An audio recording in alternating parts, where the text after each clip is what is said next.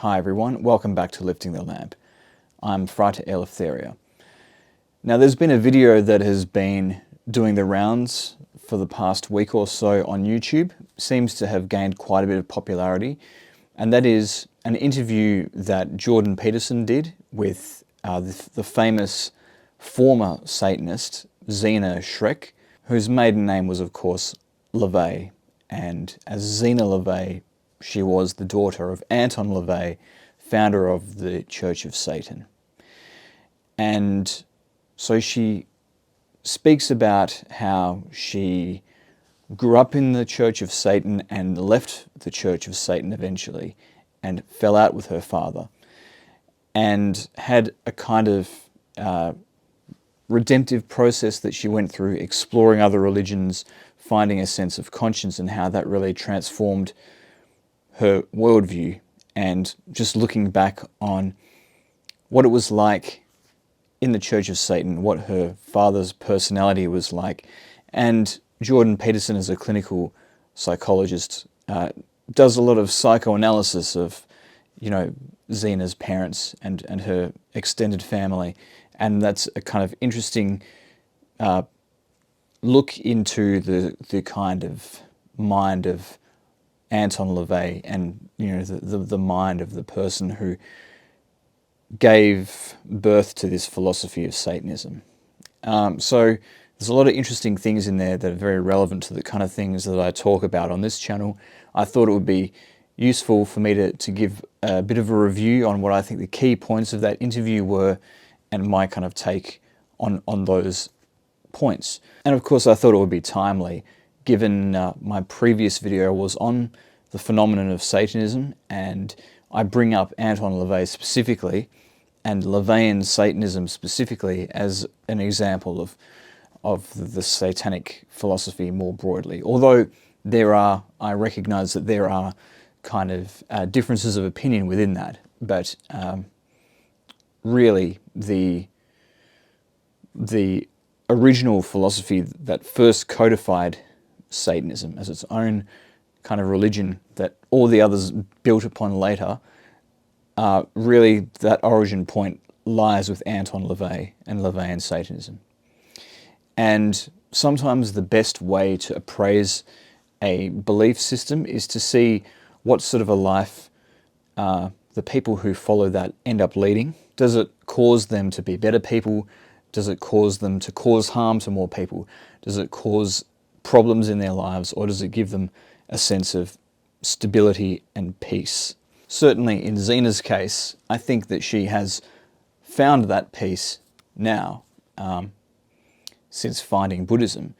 But in terms of the Satanist way that she left behind, seems to have been a very discordant and dysfunctional sort of way of living, and a very vexed relationship with the world that way of life, that philosophy caused.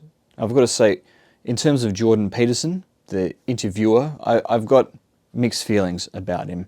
I think that he's definitely he's got some very good insights into psychology, and I think that he has spoken his mind about certain political topics, which is his right to do, by the way, in a liberal democracy where we have the right to free speech. I think that he has some political takes that I really don't agree with, but it was a good interview. I think it was a fantastic interview, and it's to his credit that he managed to get an interview with Zeena Schreck, because she doesn't do many interviews anymore, and it was a rare insight into somebody who was at ground zero of the creation of Satanism and has a unique perspective on the satanic world that few other people have. So what were the major themes of this interview? Well, one big theme was the prompting of conscience and the development of a religious sense of conscience or compassion, which was sort of something which I'll discuss later because it's sort of discussed later in the interview. But one big theme that comes up in the beginning is this idea of hedonism. And really, the cultural phenomenon of hedonism, of giving into every carnal desire, you know, no matter where it leads, no matter how self-destructive it might be in the long run, and how when the 60s happened, and then to a lesser extent the 70s, as a continuation, we really saw Western culture go into this hedonistic sort of direction, and how the emergence of the Church of Satan was a part of that, but it was kind of almost the shadow side of the hippie variety of hedonism. You know, the hippie variety being very non-conformist, very anti-authoritarian, and, you know, very anti-establishment. Whereas in the case of the Church of Satan, there was still this kind of desire to be hedonistic, and the people who prescribe to that philosophy be hedonistic in their own way. But interestingly, Zeena points out that it was much more of an establishment affair in the Church of Satan. The people that were drawn to the Church of Satan were very much part of the establishment. So there wasn't that anti-establishment bent that the hippie variety of hedonism had. But it was still a way of, you know, it was almost like a psychopathic hedonism, like people expressing their dark desire to act selfishly and to mistreat other people without any fear of consequence, and to create a space for them to be able to do that without social norms preventing them from doing that. And so that was kind of the difference. Whereas, you know, the hippie stuff was more kind of just live and let live, like do your own thing. Let's all just have fun and party. But, you know, let's not do anything where we oppress each other, because that's like a major bummer, man. So there's that kind of difference, but still on the spectrum of that hedonistic kind of philosophy. And, you know, Crowley was a part of that, and he really gave birth to the 60s in a way that other cultural figures didn't. He had a disproportionate impact on that. You know, he was on the album cover of, you know, of the Sgt. Pepper album. His hedonism, he kind of vacillated between, he was definitely, you know, part of the establishment, but he was also, you know, he could also be a bit of a free spirit in his own right, and he had different personas that he would adopt. So yeah. But it was surprising to me to hear that Peterson, when he was 18 or 19, actually read some of the LaVeyan Satanist literature as well as Crowley. That's something that I didn't know.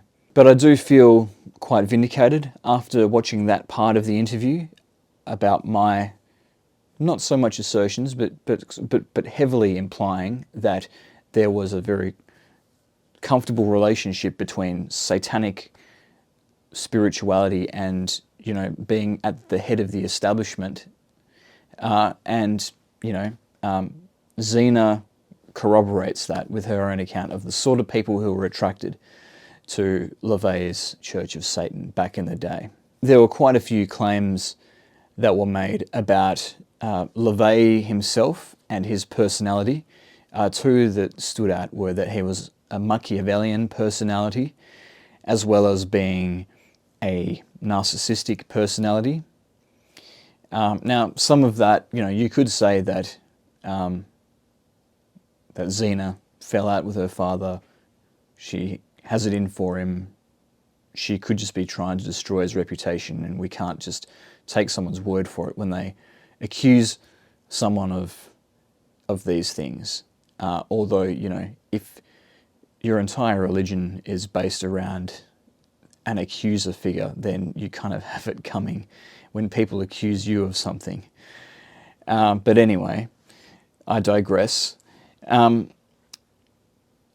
you know, so it's important to analyze that and see if there's any truth to it. But I think LaVey says things about himself which, you know, confirm all of the things that Zeena says about him. So Jordan kind of like delves into a definition of Machiavellianism in this context, and then applies it to the sort of the specific worldview that LaVey had that fit within that.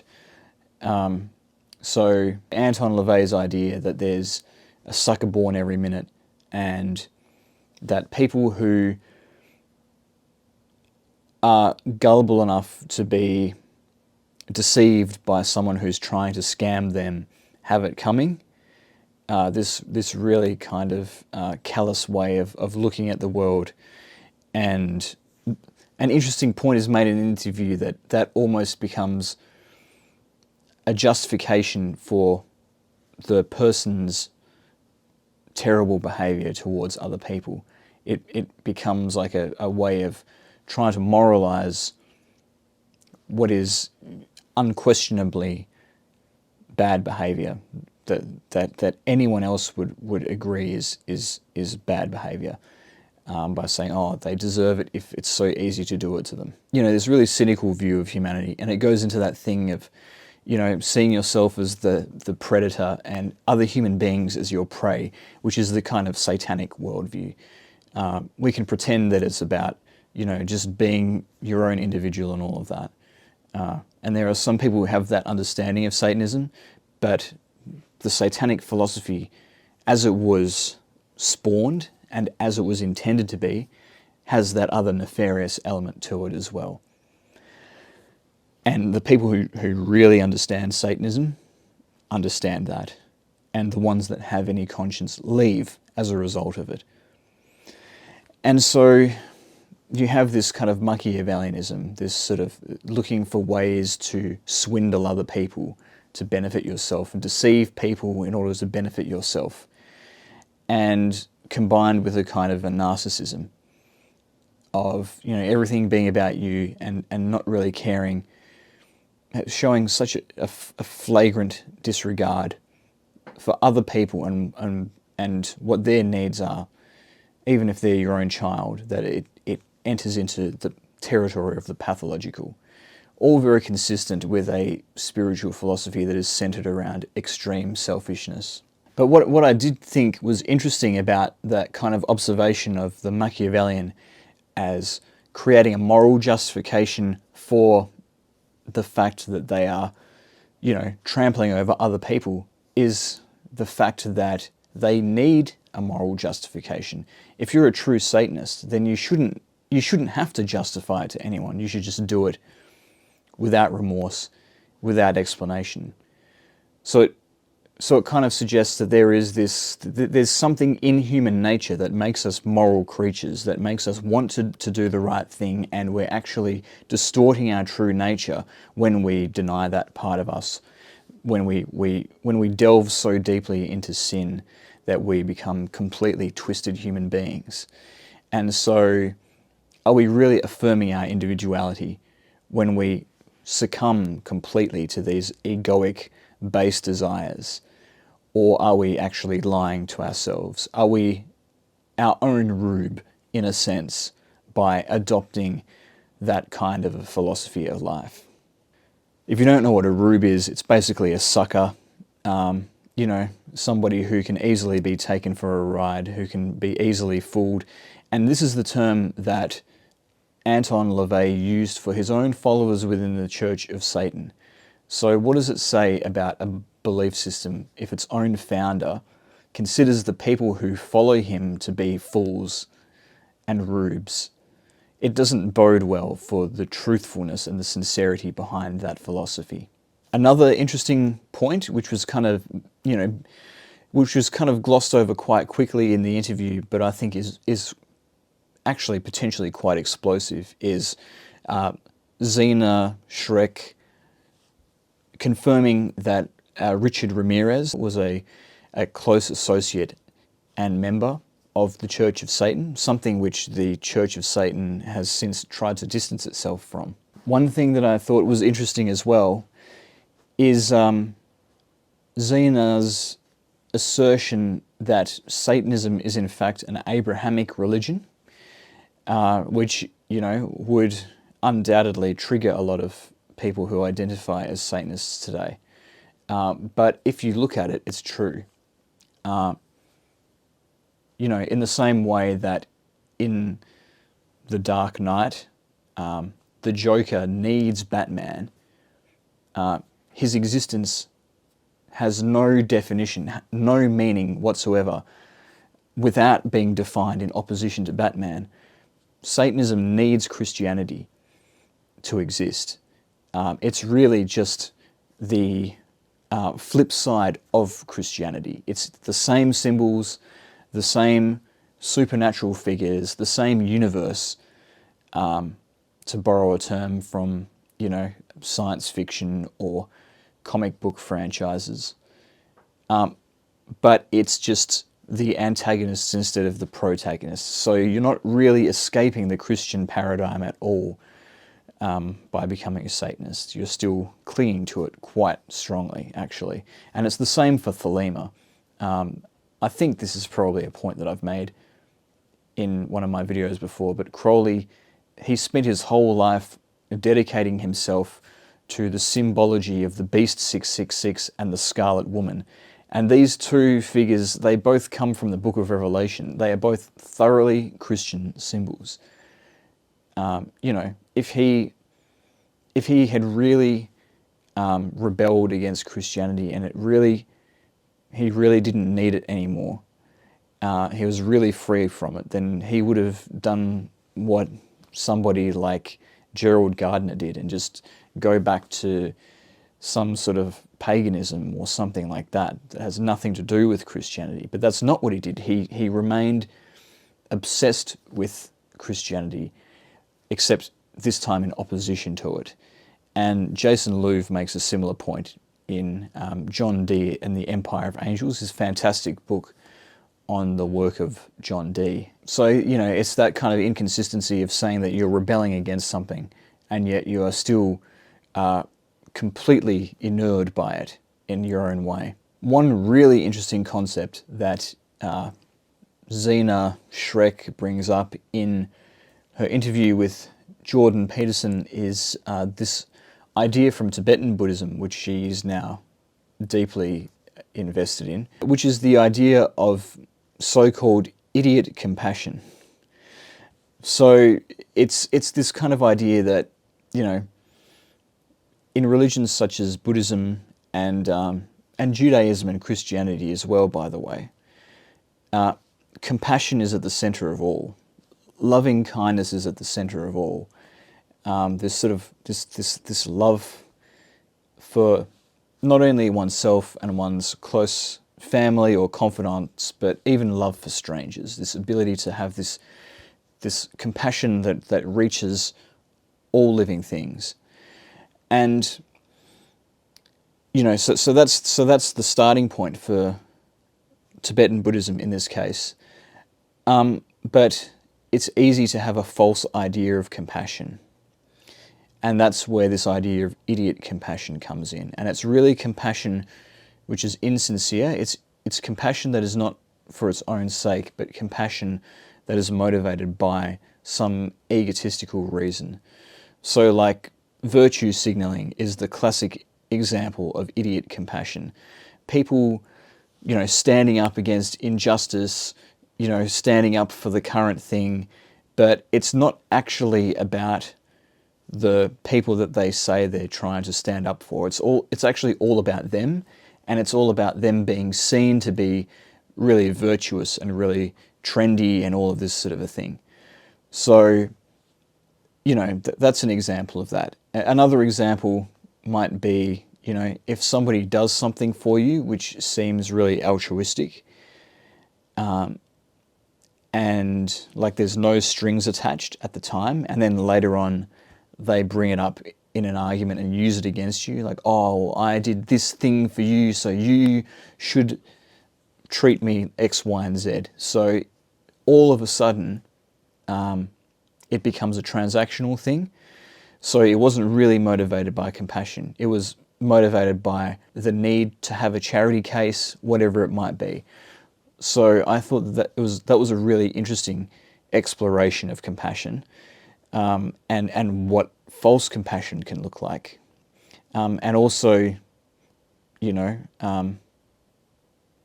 the other form that can take is perhaps being too accepting of things which really shouldn't be accepted, because you want to be seen as amiable and personable and nice and not rocking the boat.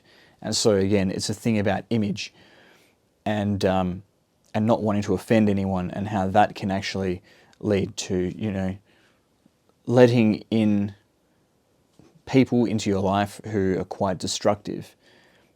But because you had some need for that attention, positive attention resulting from that, whether from people around you or the person you're helping, then that, you know, is actually a form of compassion that is tainted by something else.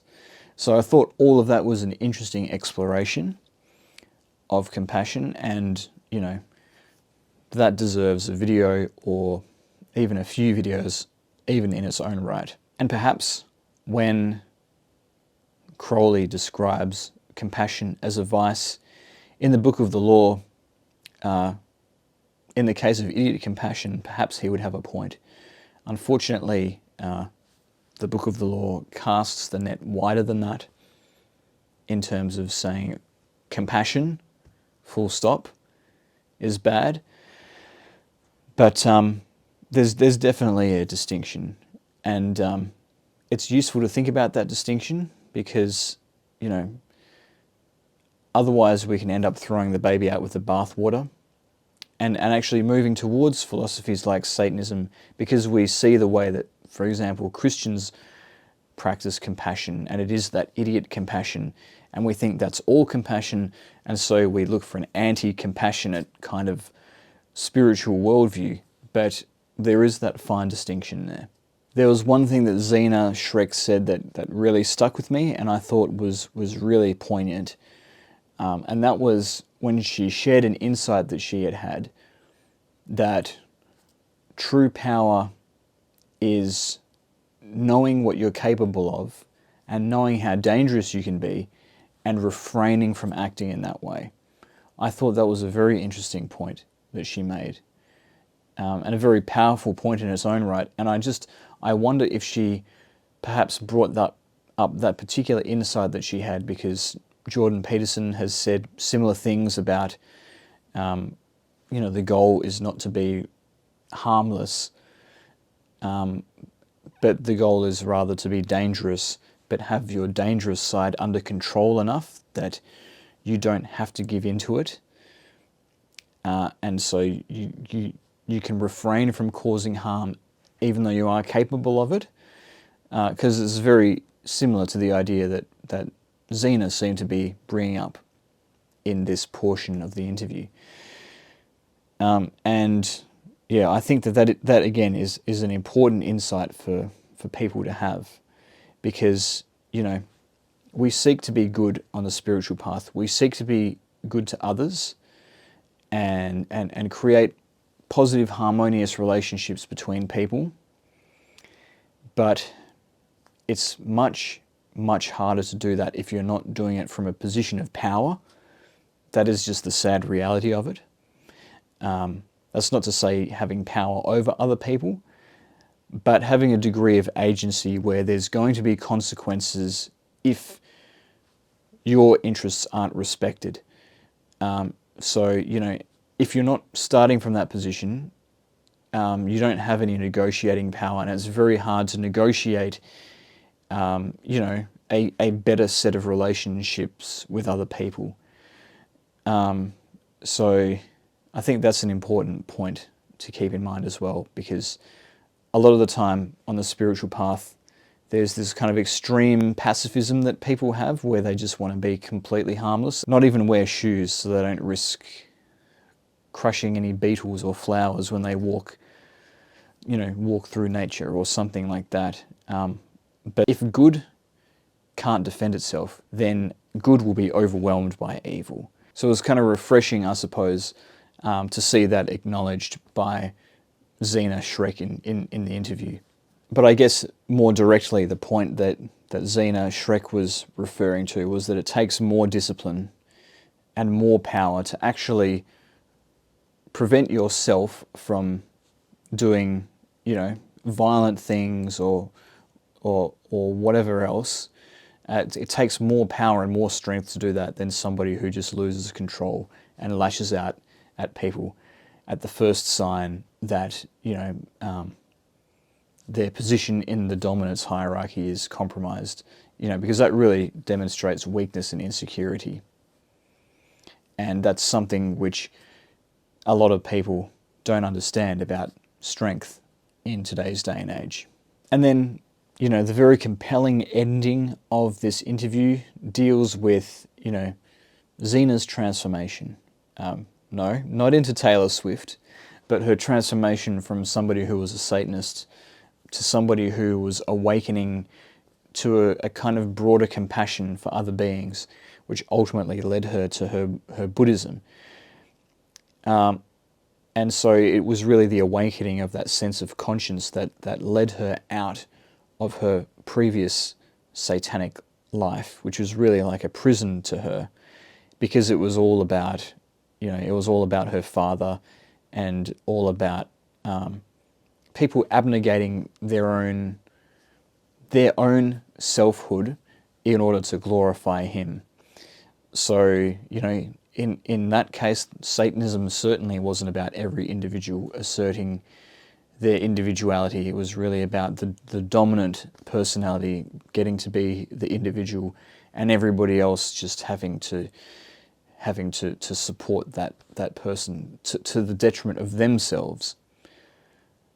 But Zeena described how she was brought up with this idea of lex talionis. She didn't use that phraseology in the interview, but that's what it speaks about in the Satanic Bible, this idea of the law of retaliation, which is that if somebody, it's the inversion of Christ's turn the other cheek maxim, so that instead of turning the other cheek, if someone strikes you on one cheek, you smash them in the other, and that shows, how powerful you are and how much of a master you are compared to these other slaves and rubes that are the general population.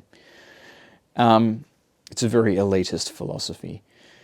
But, Zeena kind of underscores the irony that she was raised that way, to believe that, and her father was selfish in so many other ways and actually put her in harm's way on one occasion. She didn't go into too much detail, but it sounds like Anton might have actually threatened her life at one point. But anyway, so she went through that series of experiences, and then, ironically, because of the values that she had been brought up with, she sought revenge on her father and put a curse on him. And that was sort of that was kind of the climax and the resolution of their relationship. So it really demonstrated how the path of Satanism and the path of selfishness leads to self-destruction, particularly when you have, an entire family or an entire group of people, even an entire society that holds those same values. What it means is that you're just going to end up with a whole lot of fighting and a whole lot of clashes and a whole lot of people burning their bridges and falling out and losing, in some cases, losing everything because they needed to enter into some embittered conflict to retaliate, to protect their honor. And so that is the self-destructive element of it. When you're acting from the ego and you're separating yourself from the rest of the world and you declare war on the rest of the world, then you're going to get yourself into situations that are going to lead to detrimental impacts on you, and potentially even dangerous situations. Whereas if you seek harmony and you seek cooperation, then there's much more potential to build something solid, something stable, something reliable, something where you can have really healthy relationships with other people. And so ironically, being selfish, and this is kind of a point that I think that portion of the interview was trying to get to, by being selfish, paradoxically, it actually leaves you in a worse position than if you're kind to people and you foster relationships and you join communities where everybody has a shared understanding that we should all be good to each other. So yeah, be good to each other. Be excellent to each other, as Bill and Ted would say. Perhaps that's a good note to end on. So that was my reaction to the Jordan Peterson, Zeena Schreck / Zeena LaVey interview. Very timely, given the direction that our culture has been going in the past few decades has been very satanic, in my opinion. And offering people an alternative and showing people that redemption is possible, and that even when we have been born into a dark world, a dark culture, a dark environment, there is a way out and we can find the light again. And ultimately it comes from within, when we kindle that conscience and we kindle that compassion. That is the thing that will be our guide out of the darkness and back towards the light. So I hope that you enjoyed this video. If you did, please leave a like on the video, subscribe to my channel to support my work, and leave any comments you have down below. And if you want to give me extra support, hit join or thanks down below. But thank you again for listening, and I'll see you next time.